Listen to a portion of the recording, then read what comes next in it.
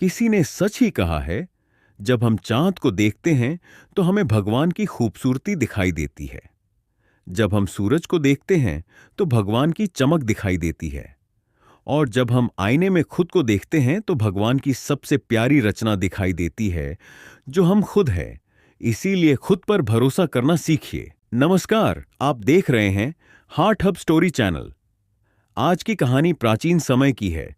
इस कहानी की शुरुआत करने से पहले मैं आपको बता दूं कि इस वीडियो के अंत में मैं एक ऐसा कोड रिवील करने वाला हूं जिससे यूज करके आप एक फ्री सरप्राइज गिफ्ट पा सकते हैं। तो सब्सक्राइब कीजिए और पूरी वीडियो देखिए ताकि आप उस कोड को मिस ना करें। तो अब वीडियो की शुरुआत करते हैं। एक किसान था। हर सुबह वह अपने कंधे पर एक डंडा रखता और उसमें 2 घड़े लटका लेता। वह तालाब से पानी भरता और घर लाता। यह उसका रोज का काम था। लेकिन बात यह थी कि दोनों घड़े बहुत पुराने थे। उनमें से एक घड़ा फटा हुआ था। जब किसान पानी भरता तो उस फटे हुए घड़े से पानी टपकता रहता। घर पहुंचने तक 2 घड़ों की जगह सिर्फ 1.5 घड़ा पानी ही बच पाता।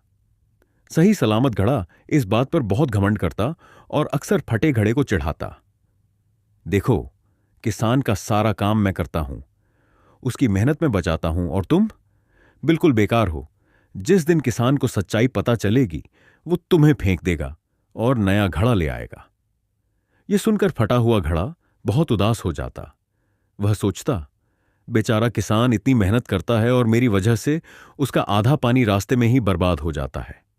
मैं किसी काम का नहीं। एक दिन उससे सहा नहीं गया। उसने किसान से कहा, मालिक, आप रोज इतनी मेहनत करते हैं, लेकिन मेरी वजह से आधा पानी बर्बाद हो जाता है। अब समय आ गया है कि आप मुझे छोड़ दें और नया घड़ा ले आए। हां, मुझे दुख होगा, लेकिन सच्चाई यही है कि मैं अब बेकार हूं। किसान मुस्कुराया और बोला, अरे मूर्ख, इतनी उदासी क्यों? हिम्मत मत हारो। कल सुबह जब हम फिर तालाब से लौटेंगे तो रास्ते में ध्यान से देखना, फिर बात करेंगे। अगली सुबह किसान ने फिर वही काम किया। दोनों घड़े डंडे पर टांगे तालाब गया, पानी भरा और लौटने लगा। रास्ते में फटे हुए घड़े ने देखा, उसके किनारे पर रंग बिरंगे फूल खिले हुए हैं। उन्हें देखकर उसका मन प्रसन्न हो गया। थोड़ी देर के लिए उसकी उदासी दूर हो गई।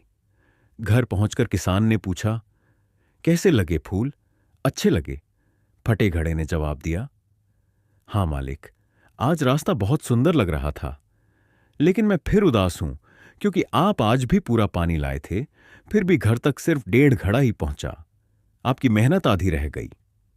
किसान ने प्यार से कहा, क्या तुम्हें पता है, ये सारे फूल सिर्फ तुम्हारी वजह से खिले हैं? क्या तुम जानते हो कि ये फूल सिर्फ तुम्हारे ही रास्ते पर क्यों खिले?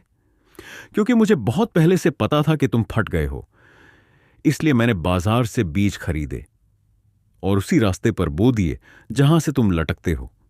जब जब तुम्हारी आंखों से पानी टपका, उन बीजों को जीवन मिला। धीरे धीरे इतने सुंदर फूल खिले और रास्ता सज गया। ये सब तुम्हारी वजह से हुआ।